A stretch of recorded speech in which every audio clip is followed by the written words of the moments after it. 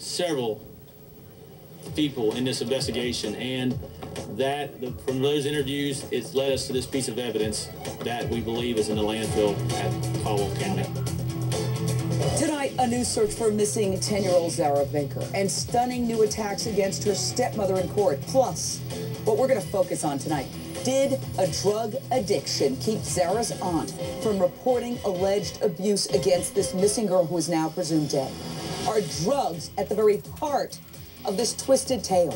The last public sighting of Zahra Baker was September 25th at a North Carolina furniture store with her stepmother. Stepmom Elisa Baker is now jailed for obstruction of justice. Yes, that woman stewing in jail tonight.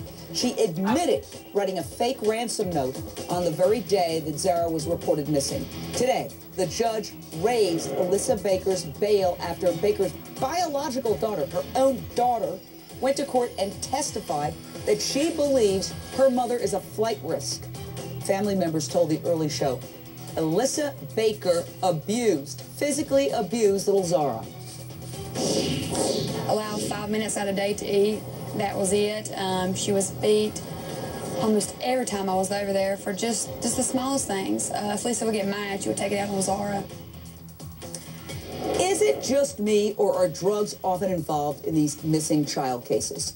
Are we talking about a nation so addicted to drugs that people ignore physical abuse against a child just because they're interested in getting their next fix? Call me. 1-877-JVM-SAYS. That's 1-877-586-7297. Straight out to my fantastic expert panel. We begin with Tara Servatius, host of the Tara Servatius Show on WBT Radio. Tara, I want to talk about Zahra's aunt, Brittany Bentley. Now, she apparently confessed to you that the shocking reason why she was afraid to blow the whistle on the stepmom, Alyssa Baker, was drugs. Tell us everything you know. Well, here's the thing. She didn't go that far, but she said that Alyssa Baker was her drug dealer. She was the only person who didn't call the authorities in that family that was that close to be able to see Zahra every day. And when I said, did you not call the authorities because she was your drug dealer, she didn't have an answer for me.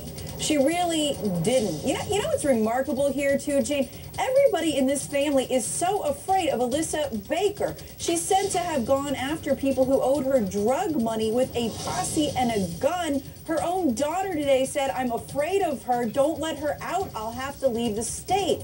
All of this seems to be connected to the drug violence. Well, let me read what I have here on some wire copy. Brittany Bentley, okay, that's what we're talking about. She's married to the nephew of Alyssa Baker, said on Wednesday that she was a drug addict and that she was very sorry for not contacting the North Carolina Department of Social Services after allegedly observing the abuse.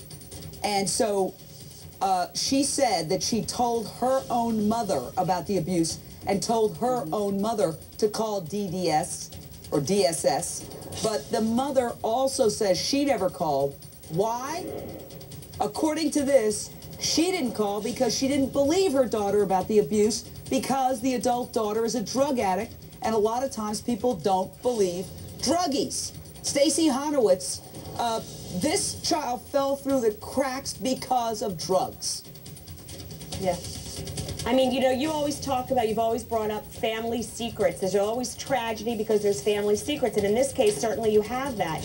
You know, it's interesting because that last comment that the mother didn't believe her because you can't believe drug addicts, right, that's an interesting point and has some validity to it. You know, drug-induced, addicted people have a tendency to lie. But when you're dealing with a child, when you're dealing with abuses and you know something, you have a duty and an obligation. And I think it's so interesting that they have no problem going on national television, right, talking to the wire services, but they couldn't go to the authorities. It just makes no sense. And you're right, this child fell through the cracks because of these family horrible secrets.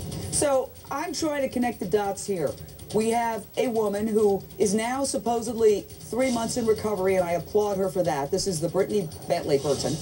And now that she's sober, she's saying, wow, I should have reported this, but I didn't, and because I'm a drug addict. Now she's saying that this woman, the person of interest in this little girl's disappearance, this stepmother that you're looking at right there on your screen, was her drug dealer. So why isn't this woman charged with drug dealing tonight? All right, we're going to stay on top of this. Coming up, an amazing story of survival.